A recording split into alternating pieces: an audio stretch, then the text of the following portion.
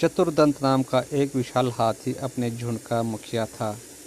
एक बार अकाल के कारण जब सब तालाब सूख गए तो हाथियों ने मिलकर उससे कहा कि प्राण रक्षा के लिए उन्हें किसी बड़े तालाब की ओर चलना चाहिए।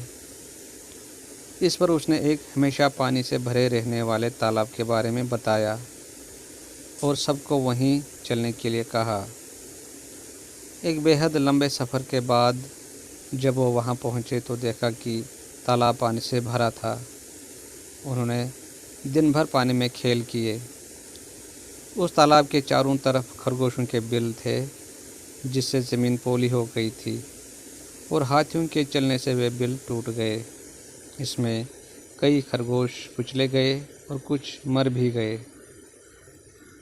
हाथियों के जाने के बाद बचे हुए चोटिल खरगोशों ने एक बैठक की और सोचा कि आसपास कोई और तालाब न होने के कारण हाथी अब रोज़ यहीं आएंगे, जिससे जल्द ही सब खरगोशों का खात्मा हो जाएगा।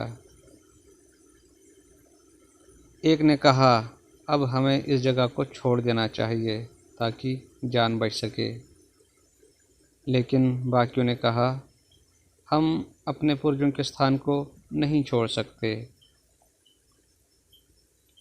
ऐसे में उन्होंने एक उपाय सोचा कि एक चतुर दूत को हाथियों के मुखिया के पास भेजकर ये कहा जाए कि यह तालाब चांद का है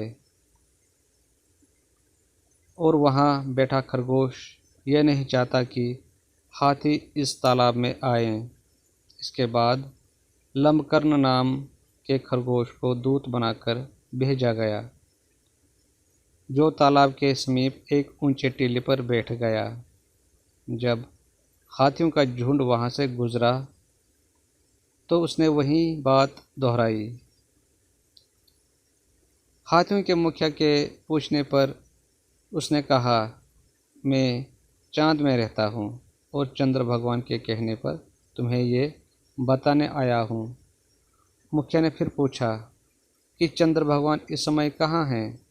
लंबकर्ण ने कहा, वे इस समय तालाब में ही हैं।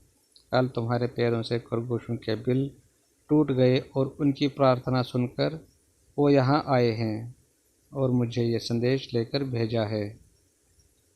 हाथी ने फिर कहा, तुम मुझे उनके दर्शन करा दो तो मैं अपने दल के साथ वापस चला जाऊंगा। लंबकर्ण हाथियों के मुखिया को तालाब के किनारे ले गया और पानी में चांद की छाया दिखाई।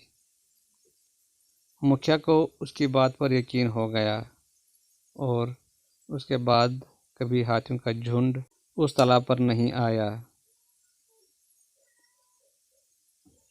दोस्तों, इस कहानी से हमें ये सीख मिलती है कि कठिन समय में भी अपनी सूझबूझ नहीं खोनी चाहिए। तो कैसी लगी ये कहानी कमेंट करके अवश्य बताएं। मिलते हैं अगली वीडियो में।